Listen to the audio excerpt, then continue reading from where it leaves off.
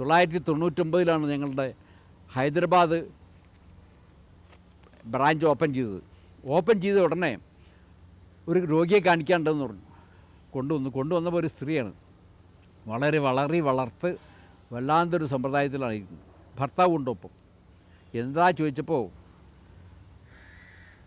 പാൻക്രിയാസിൻ്റെ ഹെഡിൽ cancer വന്നിരിക്കുകയാണ്. ആസ്പത്രി പോയപ്പോൾ അവർ ഓപ്പൺ ചെയ്ത് നോക്കിയപ്പോൾ ഒന്നും ചെയ്യാൻ വയ്യാണ്ട് അങ്ങനെ തുന്നി കൂട്ടിയിട്ട് വന്നതാണ്. അവർക്കൊന്നും ചെയ്യാനില്ല എന്ന് പറഞ്ഞിട്ട് വിട്ടതാണ്.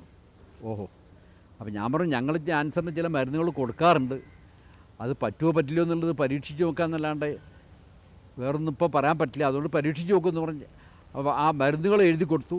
മാത്രമല്ല ഭക്ഷണത്തിൽ ഇന്ന പ്രകാരത്തിൽ മറ്റേ മനസ്സിരുത്തണമെന്ന് പറഞ്ഞിട്ട് അതും പറഞ്ഞു കൊടുത്തു. അതായത് ചെറുപഞ്ചമൂലം കൊണ്ടിട്ടുള്ള കഞ്ഞി 2-3 പ്രാവശ്യം കഴിക്കാം, അതിൻ്റെ വെള്ളം ഉണ്ടാക്കി കഴിക്കാം, അതല്ലാതെ ഇങ്ങോട്ട് ഭക്ഷണങ്ങൾ വേറെ ഒന്നും കഴിക്കരുത്, എരിവും പുളിയും ഒന്നും കഴിക്കാതെ ഇങ്ങോട്ട് നോക്കണം എന്നൊക്കെ പറഞ്ഞു. ഇത് കഴിഞ്ഞ് ഞാൻ അവിടുന്ന് പോരുകയും ചെയ്തു. പിന്നെ എനിക്ക് അതിനെ പറ്റിയിട്ടുള്ള യാതൊരു വിവരമില്ല. പിന്നെ 2004 ഞാൻ എൻ്റെ കണ്ണ് കാണിക്കാൻ വേണ്ടിയിട്ട് അവിടെ ഒരു കണ്ണ് ആസ്പത്രിയിൽ പോകാൻ വേണ്ടിയിട്ട് അവിടെ ചെന്നപ്പോൾ ഈ ഹോട്ടലിൽ അവിടെയുള്ള വൈദ്യനും എൻ്റെ ബ്രാഞ്ചിലുള്ള വൈദ്യൻ്റെ ഉപദേശപ്രകാരം ഈ സ്ത്രീയും ഭർത്താവും ഒരു 2-2.5 വയസ്സായിട്ട് കുട്ടിയും കൂട്ടിയിട്ട് വന്നു. അപ്പോൾ ഞാൻ ചോദിച്ചു. അപ്പോഴാണ് അവർ പറയണത് 99 ബ്രാഞ്ച് തുറന്ന ഉടനെ കാണിച്ച സ്ത്രീയാണിത്. ഞങ്ങൾ കോട്ടക്കലേക്ക് എഴുതിയിട്ട് മരുന്നുകൾ ഇങ്ങനെ വരുത്തി കഴിക്കുകയായിരുന്നു. 2 കൊല്ലം കഴിഞ്ഞപ്പോൾ ഇവർക്ക് മാറിയിട്ട് ഗർഭം ഉണ്ടായിട്ടുണ്ടായ കുട്ടിയാണ് ഈ കുട്ടി. ആ സന്തോഷം പറയാൻ വേണ്ടിയിട്ടാണ് അവർ വന്നിരിക്കുന്നത്.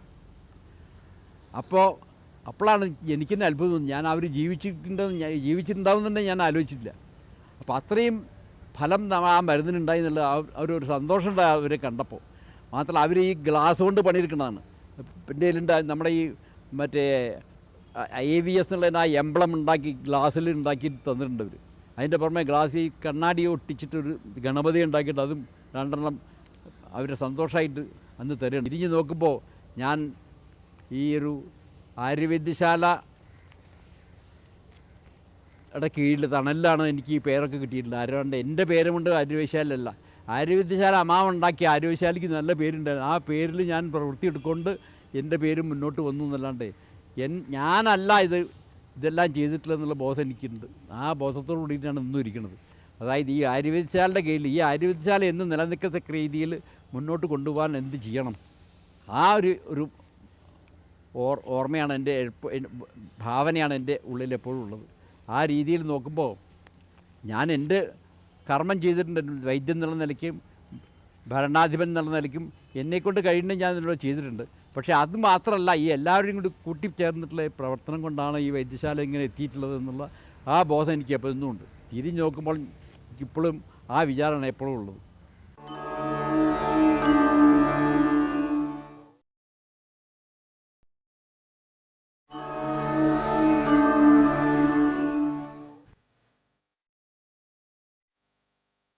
മനസ്സ് നിറഞ്ഞ ആ വിചാരമാണ് കോട്ടക്കൽ വൈദ്യശാലയുടെ വിജയത്തിന് പിന്നിലെ കാരണം. വൈദ്യരത്നം PS വാര്യർ ആയുർവേദ കോളേജ്, ഔഷധോദ്യാനം, centre for medicinal plants research, സൗജന്യ ചികിത്സയുമായി ചാരിറ്റബിൾ ഹോസ്പിറ്റൽ, ഇതൊക്കെ ഇന്ന് കോട്ടക്കൽ ആര്യവൈദ്യശാലയുടെ നേട്ടങ്ങളാണ്.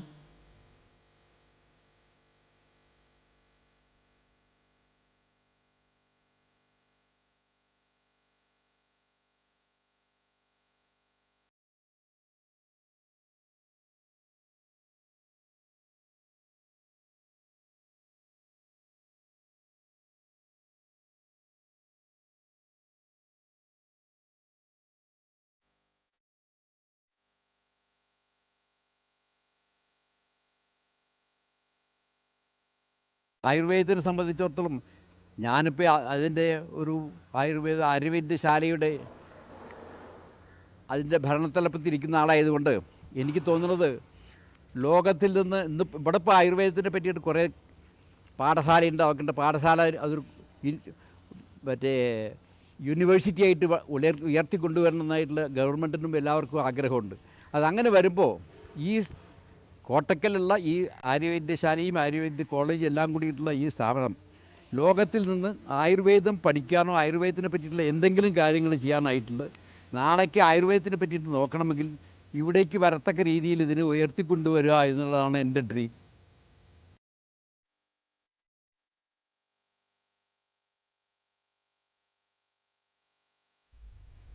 ഓരോ രോഗിയിലും ജീവൻ്റെ ഔഷധം എത്തിച്ച് അതീവ ശക്തനായ സാരഥിയായി അദ്ദേഹം മുന്നോട്ടു പോകുന്നു.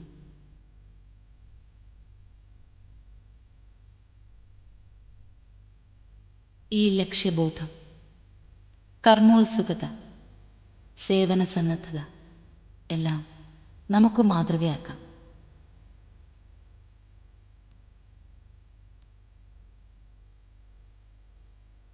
കാരണം ആർഷവും ആധുനികവുമായ നന്മകൾ ഇദ്ദേഹത്തിൽ അലിഞ്ഞു ചേർന്നിരിക്കുന്നു.